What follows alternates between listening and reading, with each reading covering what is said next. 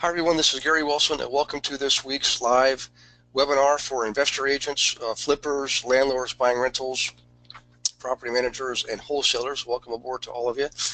Also, a special welcome to all the new or newer folks. If this is your first webinar, you'll notice that by default you're in mute mode. Okay, in other words, it's quite difficult to have too many of us audible at the same time, so everybody by default is muted. You can use your question box to post questions, okay? In fact, if you have questions now, go ahead and post them before we get into the subject too deeply, okay, for tonight's subject. Also, we will unmute you from time to time. In fact, tonight we'll likely unmute one or two of you, or more of you. We did some role-playing 2 weeks ago when it came to these language patterns, and everybody gave me some very positive feedback on the role-playing, so I think we should probably do that again tonight. Okay, I want to try to get through the language patterns first, and then we can role play. And last week, Shireen did an excellent job wrapping up the session by combining the efforts that we went over last week. It was awesome. So Shireen, thank you for sharing that with us, okay?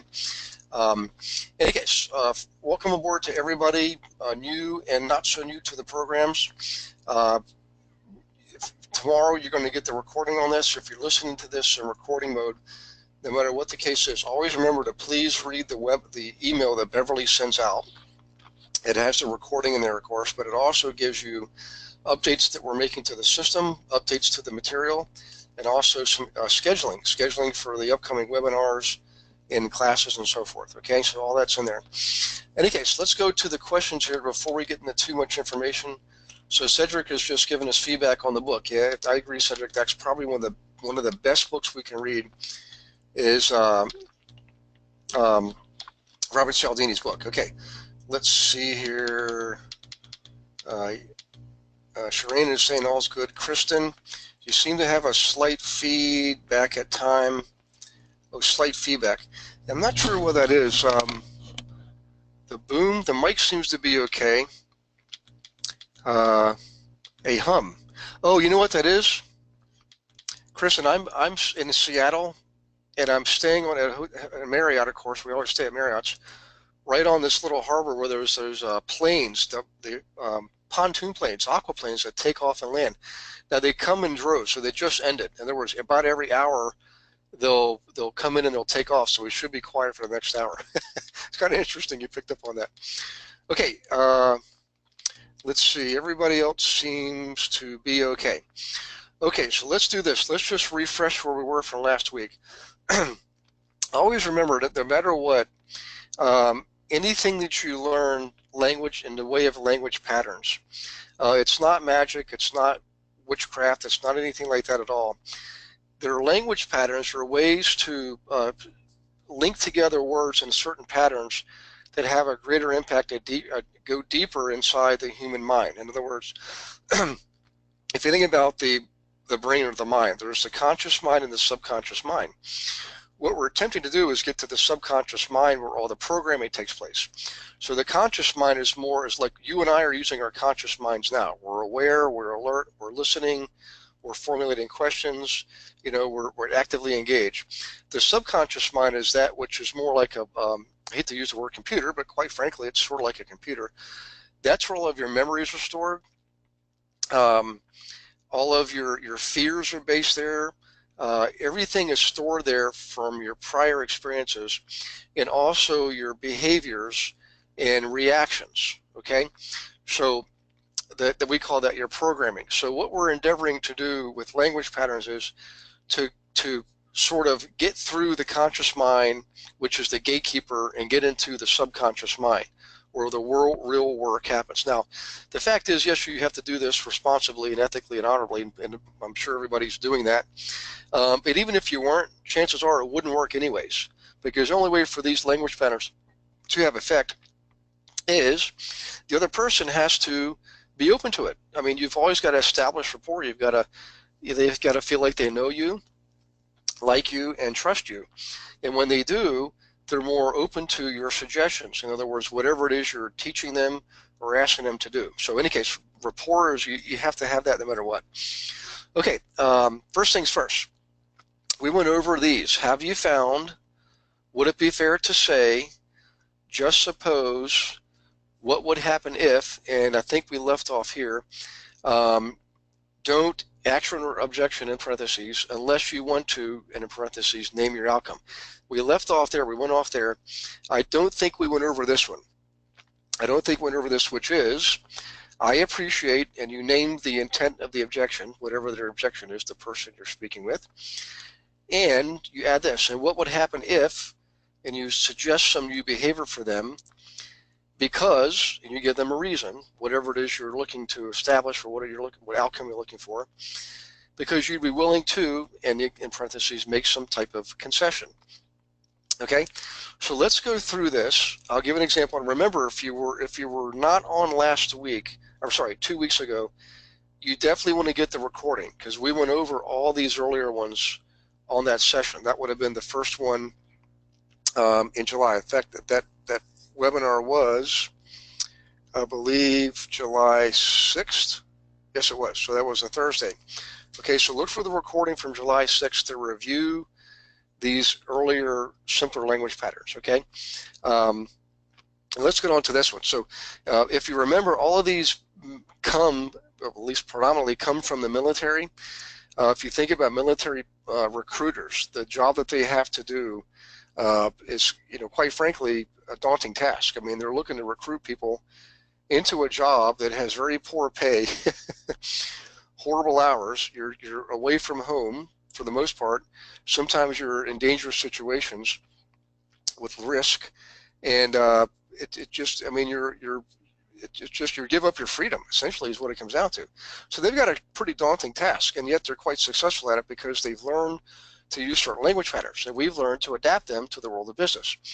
So with this first pattern, the one I just mentioned here, I appreciate, and you name the intent of the objection, and what would happen if you name the new behavior, because you provide the reason, I'd be willing to, and you offer a concession. So let's look at an example from the military world, and then I'll give you one from the real estate world. In fact, I would ask that you come up with one from the real estate world on your own, and let's go ahead and start role-playing earlier tonight. As we do each one of these, I'll provide an example, I'll provide another one from the real estate, and then you provide one, and I'll call you in, I'll unmute you one at a time, and we can get through these patterns here. Okay, so here's the military pattern. So this is me, the recruiter, speaking to you, the recruit, and you've voiced some objections. I'm going to say, I really do appreciate your concern about the rigors of basic training. What would happen if you went through training because you knew at the end you'd be introduced to the highest quality training in the field that you're most interested in? Now, if you'd be willing to do that, I will be absolutely willing to guarantee that you'd be placed in that particular field, quote unquote. Now, for those of you who've been in the military or come from military families like I do, you'll know that recruiters will definitely, they'll tell you they're going to get you whatever field you want to get in, and that doesn't always happen, okay? Now, they've gotten better at it apparently over the years. But in war years, they quite frankly just need people on the front line, right? So in any case, that's the military pattern. That's the military example. Now let's assume we're working with an investor, and we're working with an investor who you've piqued their interest. You've mentioned to them that buying rentals can be a good thing for long-term wealth and income, and they voice an objection. You could say something like this: "Hey, I really do appreciate your concern about the pitfalls of owning rentals, tenant headaches and so forth. What would happen if you learned correctly how to invest, okay? And you knew when you were done, you will be able to properly identify, analyze, and make the correct types of offers on the right types of rental properties." All right? What would that be like? Now, if you're willing to do that, I'd be absolutely willing to guarantee you that we can offer you and locate property management that helps you mitigate the risk of having rentals. In other words, mitigate the potential of having bad tenants and correctly finding the right kind of tenants. So that's an example I came up with for people who have an interest in wanting to buy rentals. Now, if someone online here, I know there's a lot of you, would like to raise your hand and volunteer to do a role play here, okay? You'll be the agent, I'll be the consumer. Just please give me a shout out on your question box and I will unmute you, okay? And if we don't have any volunteers, I'll move on to the next one, and then we can ask for volunteers at the end of the session today to do a role play on these as we go through them. Now, last week, Shireen did an excellent job. I know, Shireen, we could certainly count on you, but if anybody wants to do this, now is your opportunity. So I'm going to pause for a second and let you type in that you would like to unmute you, and you can role play with me. Also, if you have questions on that particular one, obviously now's the time to raise your hands and ask questions. Just post them into your question box, okay? Okay, well, let's go ahead and let me make sure I didn't miss anybody here. Okay, we're okay, so let's move on to the next one here. All right, these are going to be progressively more complex, so that's why I thought we could role play as we go through these to sort of build up to what we call progression-based learning, which is very important. But that's okay. Let's move on to the next one here. And if I'll check and see if we have any questions or feedback or volunteers for wanting to role play. All right. Okay, the next one is this. Here's the pattern. You first are in agreement. Okay. By the way, you really don't ever want to disagree. Well, let me rephrase that. You don't want to argue with prospects. Okay. It's okay to be in disagreement. The question is, how do you actually voice your opinion when you believe you're in disagreement? Okay, so here's one example of how you can accomplish that. You first start off with a positive yes. In a parentheses, you can see here that you're going to agree with whatever their negative perception was. That is the negative perception of your prospect, whoever it is you're speaking to. It could be a prospect, could be a client, okay? Then you put the word but. We all know what but means. Everything before the but is almost invalidated, okay? But, and then you put forth whatever it is you're looking to propose, okay?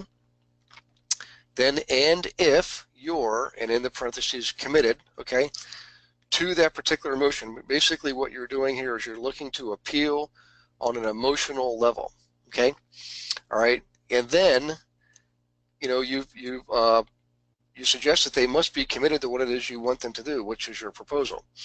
Okay, so just hold on to your hats and I'll go through the military example and then we'll give a real estate example. So first things first, let's just break this down. The first thing is this. You agree to whatever it is that their objection, whatever their negative information is, okay? Then you mention something positive, all right? That's the next thing you want to do. Then you mention a commitment to a particular emotion, a positive feeling, okay? And then you finish with a commitment to whatever it is your proposal is that you want them to follow through. Okay, so military example. Let's just slow this one down so it'll kind of sink in. Let me just double check here real quick. Okay, we're all caught up on questions. Okay, so military example. So this is me, the recruiter. I'm speaking to you, the recruit. And you voiced an objection. Okay, I'm going to say yes. This is a 4-year commitment. But if you think about the training, if you think about the college education, if you think about the benefits that there are for you, there are features you can use the rest of your life.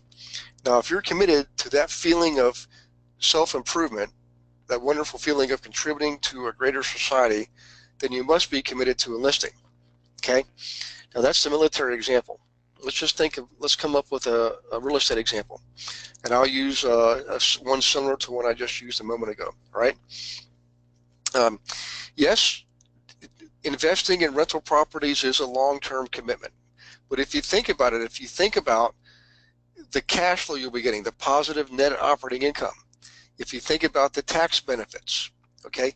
If you think about the increase in value, the appreciation, coupled with the equity buy down, in other words, your tenants are paying off your mortgages. These are things you can use for the rest of your life. Now, if you're committed to that feeling of being independent, financially independent, that wonderful feeling of being free, financially free, then you must be committed to investing in rental properties, okay? So Let me just pause for a second and see what kind of feedback we get on that, or what kind of questions we have. And more importantly, I want you guys to hopefully you're writing this out. And by the way, everybody got this 2 weeks ago in the email that came out the day after the webinar, so you should all have this that I'm looking at. But if you could do me a favor, just type in your question box. Just say, yes, Gary, I got it, I understand, I follow the pattern. Or if you want to volunteer to do a role play, I will unmute you and we will do a role play, okay? So let me give you a second to do that. If you could give me a shout out, let me know that you're following these patterns, that would be awesome, okay? All right, so far everybody is. And the reason you want to write this down, guys, as we're going through these, is I want you to implement this, okay? In other words, you can build this in to your marketing. These are language patterns. You can put in things like letters and booklets. Okay, there's all kinds of, you can use it in workshops. You can use these language patterns in workshops. Okay, now that would take a little more practice. Okay, but practice makes perfect. Okay, let's see here. Were these emailed to us? Yeah, Kiana, these came out 2 weeks ago. So if you look at the email that came out on Friday, July 7th, these should have come out. I believe they were in there in an attachment. So if you weren't on that, or you joined after that webinar, maybe you joined on the 10th, for example, all you have to do is go into the silver level membership section on the My Investment Services website. And if you look, as you scroll down, you'll see all the recorded webinars are out there. So you'll see that webinar, and the attachment should be somewhere close by that. Sometimes they'll drop them down at the very bottom. So if you scroll down through all of the recorded webinars down in the resources, you'll see these out there too. If you don't see it, guys, just obviously let us know, and we'll make sure we get that to you, okay? Let's see, other questions. Okay, I'm following the patterns. Understand how to implement them. Thank you. That was, hey, Alicia, how you doing? Thank you, Alicia. Okay, all right, let's go ahead and move on to the next one here. Little bit different pattern here. You're actually, you're going to kind of reverse things a little bit. So this is what you're doing here is you're basically going to put out your outcome first, the outcome that you're looking to solicit. You're going to do that first, okay? And then you follow up with the other things after that, which is you agree with their, in other words, you put together, you put out there your output, and then you agree with their objection. Then you have them imagine overcoming the obstacles, remembering, what it is they're doing. All right, and then you ask them for an emotional response. So a little bit different pattern, but all the pieces are still there. So here's the pattern, all right? This is you speaking to the other person, their objection, and this, it says your objection, but you're basically referring to their objection, their objective, okay? That actually should say, objective, all right? You're putting out there your objective, all right? Which is, hey, I think you should invest in real estate, and I appreciate, whatever their future obstacles are. You're anticipating what they would object to, okay? Imagine for a moment together, you and I, we, overcome these future obstacles, just like we've done in the past. Don't you feel good about doing that now, okay? So again, the pattern is this. You state your outcome first, all right? You agree with their objection. Don't ever argue with your prospects or your clients, okay? Then you get them to imagine overcoming future obstacles, all right? And then you solicit an emotional response from them. So let's see if let's do the military one first, all right? Okay, so the objection is this: the recruit is concerned about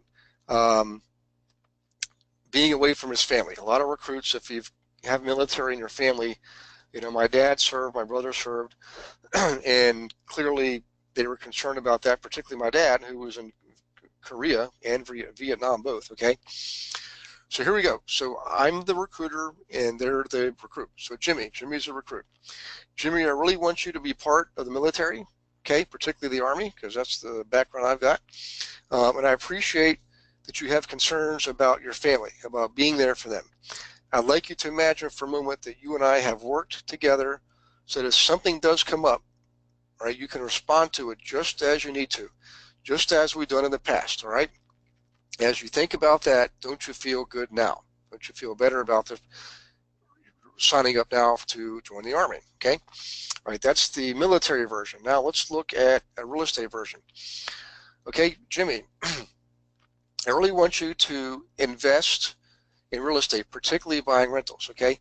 I appreciate that you have a concern that you owning your own rentals will take you away from having time with your family.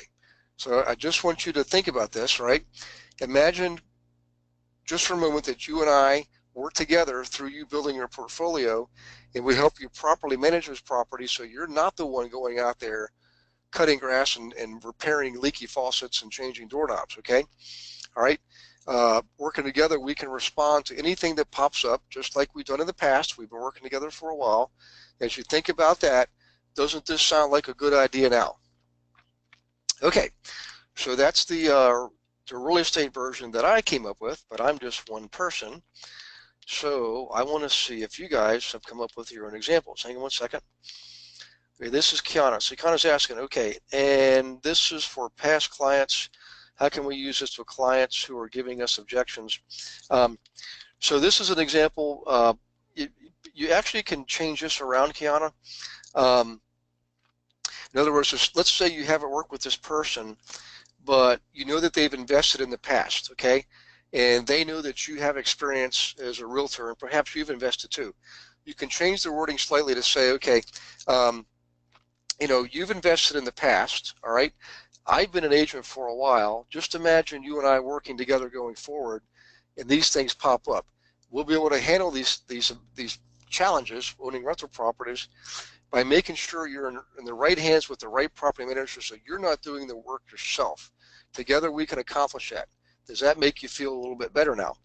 So kind of what I did is I just changed things around a little bit to make it more present tense.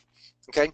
In other words, you must have some relationship with this person. You would probably not be having this conversation with them. In other words, they're clearly at least a prospect. You determine that they're concerned about, you know, the challenges that come with owning rental properties, and you address them. Okay, but you address it based on information that, in other words, you may not have worked with them directly, but everybody's going to know that owning rental properties, excuse me, can pose some problems. Okay, I mean, we like to call them challenges, but they can be overcome because millions of people have done it in the past, and we actually do have methods for them to overcome them, and quite frankly, not put themselves in a position where they're the ones doing all the work. You know, a very good point, and I appreciate you bringing that up. Okay, let's see here. Let me do a quick pause and let you all type in questions, comments, and also I'd like to see some of your samples, some of your examples. So if you've been writing this down and you've written down an example for yourself, maybe you're working with a client now who's this would work with, some of these language patterns, go ahead and type it in and I'll call it out. In fact, if you want me to, we can role play, so just let me know that. Okay, let's see, so far looks like we're caught up. Okay, I think we're all caught up here. Yep, we're all caught up. Well, you guys are being easy tonight, holy smokes.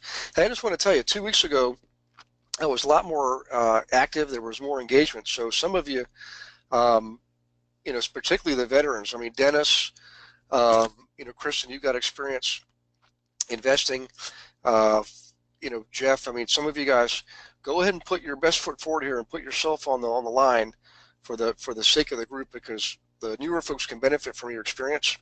So let's go back here. Let's see. This is from Kiana again. Hi, Kiana. Okay. Okay. So Kiana is saying, all right, yes, a prospect that revealed to me that his property manager is also an agent, but I have a buyer for him through a buyer's agent, but he is vacillating back and forth as to whether he wants to entertain the over which is above market value. Or I think you meant over entertain the offer which is above market value. So let me repeat that. So guys, this is from Kiana, and she's saying, okay, I have a prospect that revealed to me that his property manager is also an agent, but I have a buyer for him through a buyer's agent, but he is vacillating back and forth as to whether he wants to entertain the offer which is above market value.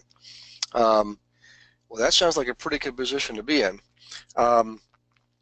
So if you want to come up with, Kiana, if you want me to role play, oh, she's saying, okay, I think that is a perfect script for this. Actually, I agree with you. And if you want me to role play, I can be the client if you want to test me out on this or test your mettle, okay? Yeah, I guess right, it was the offer. Okay, let's see, Michael has one here. Okay, Michael is asking, okay, overcoming an objection for an investor not wanting to be tied down to any one agent. So Michael, fundamentally there, I will give you my standard response. Ask that person, again, you don't want to get into an argument, but ask that, if you know something about the person you're working with, chances are you know their vocation. Maybe they're an accountant, maybe they're an IT software specialist, something like that. Okay, maybe who knows? Maybe they're an attorney. I'm not sure, but always ask this question. Say, look, you're an attorney, you're a software developer, you're a dentist, whatever the case is. Okay, let's just take dentist for example. Would you want to work with a consumer who's going to 5 other dentists? Okay, the reality is most dentists will want to have you as a client exclusively. Okay, they want to get to know you, develop a history with you, so they understand what your needs and wants are, medically speaking, going forward. In fact, ask them this. Say, do role reversal. Say, I understand your desire to want to work with multiple investors. Okay. However, think about this. How many other agents, work with multiple agents, how many other agents are equipped with the right tools, the right inventory, okay, and the right techniques, and also, quite frankly, the clients you have to help them build wealth and income in real estate? And the other thing, too, is ask them this. How many other agents are we willing to put their best foot forward and really work for you if they believe they've only got a 20% chance of earning commission? In other words, let's say they're working with 5 agents. How many really good agents who really are worth their salt are willing to work for a 20% chance of earning a commission? Well, the answer is probably not very many. So it is an issue in your best interest. Just imagine we work together, okay, exclusively, and I put all my effort into helping you succeed building wealth and income, okay, providing you not only all the other properties that all the other agents have access to, but all the other properties I have access to because I have certain tools I can use that they don't have, okay? And quite frankly, ask them this. Would they ask somebody to marry them if that other person was dating 5 other people? All right. So the bottom line is this. This is sort of a pet peeve of mine, Michael, because over the years everybody will come across this. But the fact is, you're more worthy than that. You deserve more respect than that, right? And if you position yourself correctly by demonstrating knowledge through your marketing efforts. In other words, don't just send them a postcard saying they can make money investing in real estate and you can help them. Actually give them a booklet that has inventory, has certain tools in there, calculators and spreadsheets, information on investing in the area, okay? And the consumers who value that will value you and agree to work with you exclusively. Those who don't, you probably don't want to work with them, okay? If they're not going to value you and, quite frankly, give you the respect you deserve, you probably don't want to work with them. So in other words, this isn't going to convert everybody to see things your way. What it'll do is it'll help you determine who it is you want to work with, okay? It certainly can be persuasive if you use the right techniques. So in other words, you could say, let's just go back to this last one. Hi, Jimmy, I'd like to work with you, and I appreciate the fact. So by the way, what I'm doing, Michael, is I'm using the last one we just went over. Hi, Jimmy. I'd love to work with you, and I appreciate you're wanting to work with other agents. I understand you've probably learned that in some other training program, and I get it. I've taken other training programs too. But just imagine for a moment, okay, you're working with those other agents, and they know that you're working with other agents. How likely are they to be willing to put their best foot forward to help you succeed? Now imagine you and I work together, okay, and I provide you all the inventory that everybody else has, plus more, plus all the tools, plus all the information, all right? And we work together to locate the best properties, make the best offers based on facts and information. Does that make you feel a whole lot better now about your investing prospects? Okay, so that's one way, Michael, you can use that one there. And I appreciate you bringing up the opportunity. Okay, so Kiana says yes. Okay, here's Michael. Okay, Michael's saying my objection would be, instead of acquiring a new agent, imagine acquiring a new teacher who can help you learn how to master the process. Well, Michael, that's exactly right, because quite frankly, what we're doing here, guys, is, you know, we can show anybody how to pay for certain information. They can pay for a list of foreclosures. They can pay for a list of probate properties. They can pay for a list of divorce cases, bankruptcy, foreclosure. The fact is, though, is instead of showing people how to buy a fish, if we teach them how to fish, it usually results in a much more profitable relationship for them and for us, long-term relationship, builds more trust, more respect, and quite frankly, more loyalty, all right?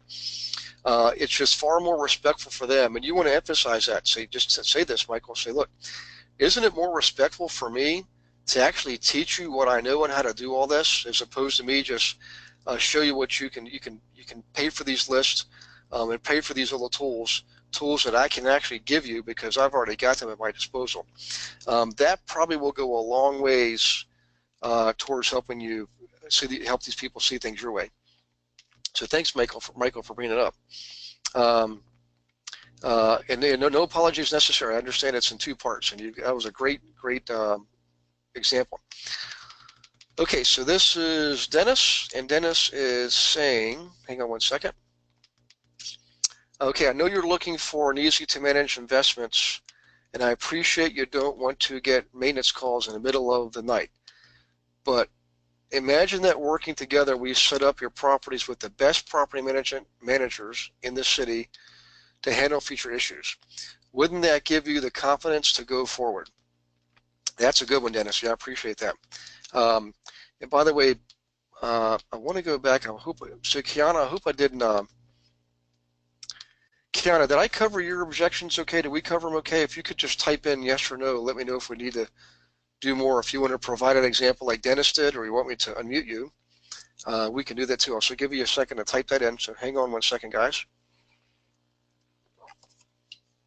And while you're doing that, I'll get kind of tee you up for the next one here. So we're doing pretty good on time, guys. There's no need to rush here. We're doing pretty good. I want to make sure we cover these, and everybody has a, is very comfortable with how we actually use these. Okay, that's Dennis. So we covered Dennis's. So this is Mark Hamilton. I'm glad to hear from you too, because I know you've got a background in some of this. Okay, after giving people our tools and teaching them how to do this, what keeps them meeting us rather than just making offers for properties on their own? So Mark, good question. So the fact is you still have the license and they don't. Okay, so they still need you. The other thing too is you're giving them things like the school report, and you're giving them the Excel spreadsheets for doing calculations and doing analysis on properties, but you're not giving them the MLS. You're not giving them access to their MLS. You're not giving them the letter that you use to locate inventory. So that's where you don't give them that stuff, Mark.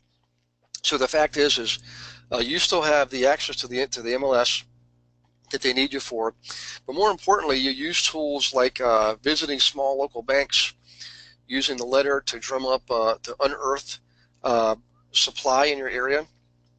And then once you've unearthed the supply, then you provide them the supply, but you're still doing the unearthing. So you want to give them inventory, but you're still controlling getting the inventory, okay? In fact, I'll tell you this, Mark, some of the tools we use actually came from the investor world. In fact, a good number of them did. They work so well, we just decided early on to implement that in this program to make them available to the agents, so the agents can basically, you and I, set ourselves apart from the competition.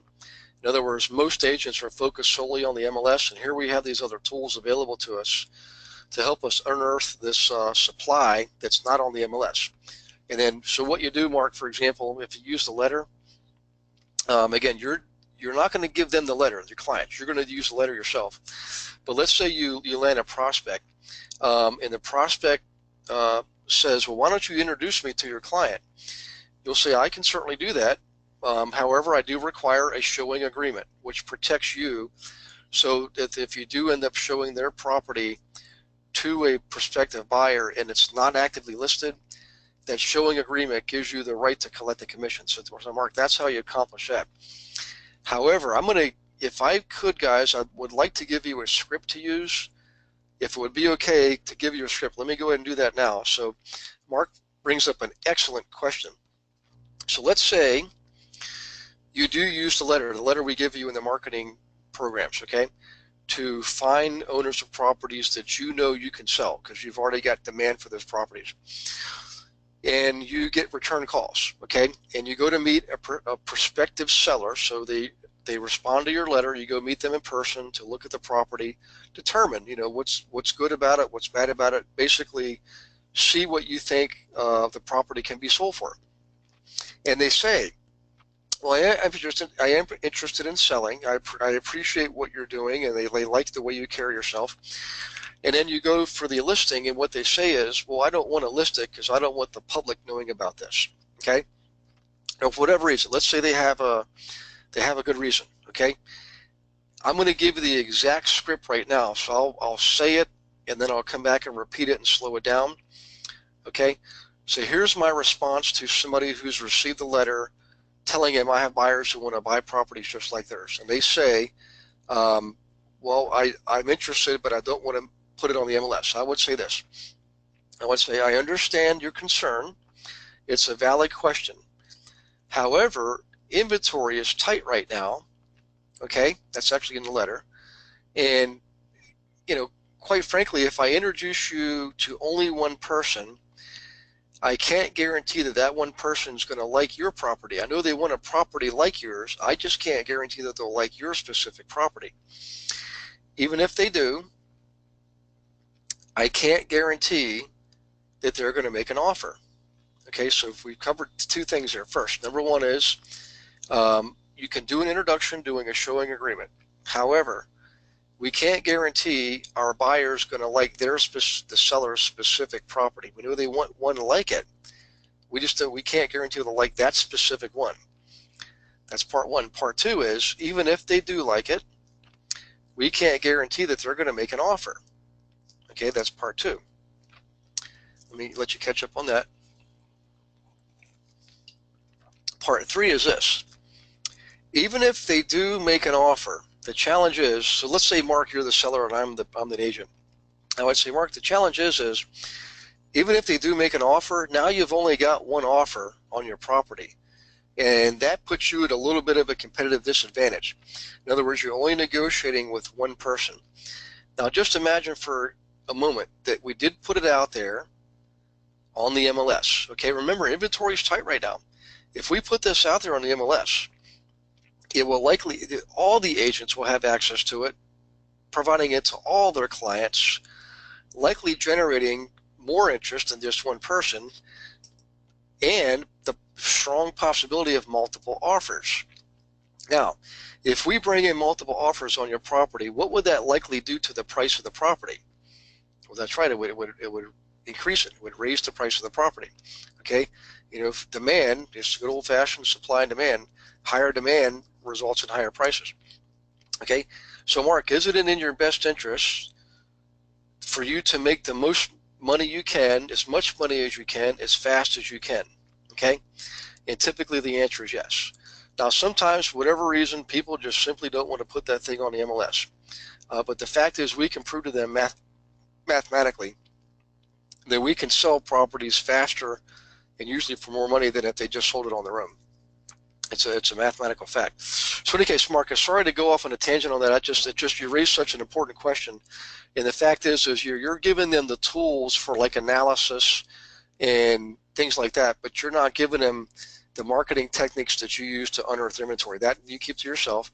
That's the first part. The second part was what if somebody does respond to your letter and they have that objection? Well, hopefully what I just gave you, I was using this technique here where I start off, I'll use this one here where I start off with agreeing with their objection, okay, and then I lead them down the road to committing to your proposal, which is listing the property. So Mark, does that help you? Let me just scoot down here and see. So Kiana's typing in her role play now. Let's get back to Kiana in just a second. So Mark is asking or saying, okay, you have kept investors long-term, so there is a way. Yeah, so Mark, really what happens is because we're actually doing the more respectful thing, we're teaching them how to do this business correctly. It does create a level of loyalty and bonding that does last a long time. And I'm not saying every now and then somebody's not going to leave you. I mean, it can happen. It's never happened to me. However, I've had people only buy a few properties and then I never hear from them again. But a good number of them stayed on long term. I mean, 5, 10, 15, 17 years.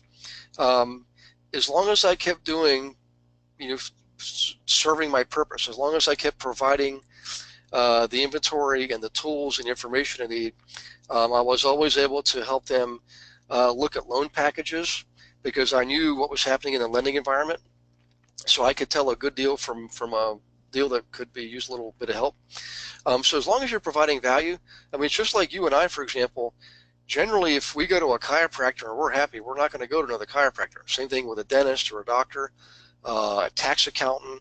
Anytime we go to somebody and we're getting good service, we feel like we're getting a good deal, we generally stay put. It's just human nature.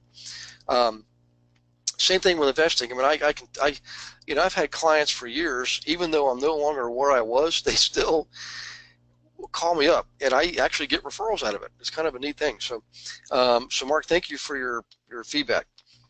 Okay, so Lisa Grant is asking, okay, where do you get a showing agreement? So Lisa, you should have it available to you through your MLS. You can ask your office manager for one, but also your local board, wherever you get your forms, you should have a showing agreement on there. And really what it is every board could call it something different, Lisa, so I apologize. The language, the wording, showing agreement might be the terminology I was using where I was from in your area. It might be called something differently, excuse me. But as long as you can convey to your office manager, hey, I needed an agreement that allows me to collect the commission if I do a showing, a one-time showing, but it's not a listed property. So remember, guys, just because something isn't listed doesn't mean you don't or can't earn a commission. You certainly can and should earn a commission, right? But that's the way you protect yourself for it. You can just do a basic commission agreement, but we used to call them showing agreements. That's what we call them. Thank you very much for the question, by the way. Okay, this is Kiana. Let's go. Oh, this is Kiana's. Okay, good. All right, so this is Kiana. Yes, I agree that selling this asset, so this is Kiana's, this is her role play, guys, okay? All right, quote, yes, I agree that selling this asset now while you have simultaneous projects on other properties could be inconvenient and time-consuming. However, if you're committed to selling at top market price and paying no capital gains, then you must be committed to issuing a counter at $1 million and allowing me to represent you exclusively. Well, that's pretty compulsive. I mean, that's pretty pretty impressive, Kiana. So if that's the deal you've got, by all means, go for it. And by the way, if you need a strategy call, Kiana, just use the time trade link and set one up with me, because we don't want to see you lose this deal, okay? We want to help you any way that we can. Okay, let me get one more here, guys, before we continue. Hang on one second. This is from Brian. Hi, Brian. Why do they not want to put on the MLS? Brian, it's hard to tell case to case. I mean, I've had people tell me that you know, they're going through a divorce. They just don't want this being any more public than it already is. I've had people tell me that before. I've had people tell me that they think that they're keeping it confidential. The fact is, they're really not. Anytime you sell a property, guys, even if it's not on the MLS, whenever there's a change of ownership, okay, you're transferring title, you have to pay title transfer taxes. I mean, I've never seen a place where you don't pay transfer taxes, okay, which means it's being recorded, which means it can be accessed. It is public information. In fact, once a deal is consummated, it is public information. So you can go to your county's tax assessor's database, okay, and this is true in the U.S. and Canada too, by the way, all right, and look up the property. It'll tell you when it last sold and what it sold for, okay? Now, people might say, well, maybe they were BSing and they didn't give the right price. Well, I don't believe that for a second, because somebody's paying taxes, okay? And the taxing authorities, particularly the states and provinces, are pretty savvy about things like this. And if they see that you're selling a property that they have reason to believe is worth $1 million and you've only documented you sold it for $100,000, they're going to come a looking, okay? And they also reserve the right to tax you at fair market value. All right, just know that. And I've seen it actually happen before. There are very few exceptions, and some municipalities, some taxing authorities will let you convey the property to a direct family member and not have to pay transfer tax. All right, some will and some won't. You just have to look at your area and see what the case is there. So, Brian, those are just a couple examples, but it does happen from time to time, okay? Let's see, Keanu, you're welcome. Brian, you're welcome too. Okay, guys, let's see, we're getting close here. I want to go over, I want to do a couple of things here. I want to get through this tonight because I want you to have all these, and we also we have other questions of people, other subjects that our students have asked me to go over here in the next couple weeks. So here's one we call the more you X, the more you Y, and the other version is the more you X, the less you Y. So X and Y are the variables, okay? So and in case of real estate, let's just look at this traditional sale. Hey, you know, Mr. and Mrs. Smith, the more you walk around this house, the more you're going to be able to see yourself living here and feeling very comfortable. So the more you X, the more you Y. Okay, now how about an example of the more you X, the less you Y? For real estate, okay, Mr. and Mrs. Smith, the more time you spend in this house, the less likely you will be to want to see other houses, okay? Now those are pretty easy, straightforward ones, and you can use those at almost any time you're with somebody in person going through properties, okay? Now, I would use this more with owner occupants than I would use with investors, but the fact is you can use them with investors too. All right. Let me do this real quick, guys. I don't know if we're going to have time for all this. You've probably all heard about pacing and leading. Okay, there's also something called future pacing. By the way, there is a training program out there. The guy that sells it is actually an interesting character. His name is Marshall Silver. Some of you may have heard of Marshall Silver. He actually was a stage hypnotist for years in Las Vegas, okay? He was one of the best, most popular stage hypnotists in the world. He would literally get people up on the stage and they're walking away clucking like chickens and barking like dogs and things like that. Well, he learned that he could sell his training program. There's a couple of them, I believe. There's one of them I know I've seen myself, is called Persuasion and Influence. So remember that, Persuasion and Influence, I think is what it's called. And in there, he gets into pacing and leading, future pacing and things like that. Okay. Also, if you ever want to get that program, I think you can get it on Amazon. I don't know what it costs, maybe a couple $1,000 or something. But people swear by it. Okay. And then he has a program you can pay for too. It's like $30,000. Quite expensive, but quite frankly, You know, if you're selling a lot of properties, you know, you can benefit from it. I don't know. In any case, pacing and leading. Okay, so pacing is you're providing facts, fact. Leading is you're providing a command. Okay, so with pacing and leading, you know, and it doesn't have to follow this exact pattern where the pattern here is fact, command, then two facts in a command. Okay, and then one fact in a command, and then command. There's different, you know, you can just provide three facts in a command. You can provide three facts in a command, and then one fact, and then two commands, or just simply provide three commands, okay? So in other words, you could say something like this. Mr. and Mrs. Smith, you know, the fact is inventory is tight right now, okay? And we do have buyers in one of my properties just like yours. It would make sense for us to put this out on the MLS to sell your property. That would be your command. So we get fact, command. Okay. You can provide multiple commands too, or provide one fact to say, look, you know, it's a fact that investing in rental properties will provide massive wealth and income. Would it not be in your best interest to work with me, command number one, identify and make offers on the best properties, number two, and number three, build your own rental portfolio. So that's an example of pacing and leading. Pacing is providing facts. Leading is providing or offering the command. Okay? All right, now, I want to do this. I'm going to check for questions before we do this. Last piece is actually pretty neat. Okay, Sarah's asking, what is the hypnotist name? His name is Marshall Silver. Sarah, and Silver, I believe, is like with a Y, Sylver, and Marshall, just like, you know, it's Marshall.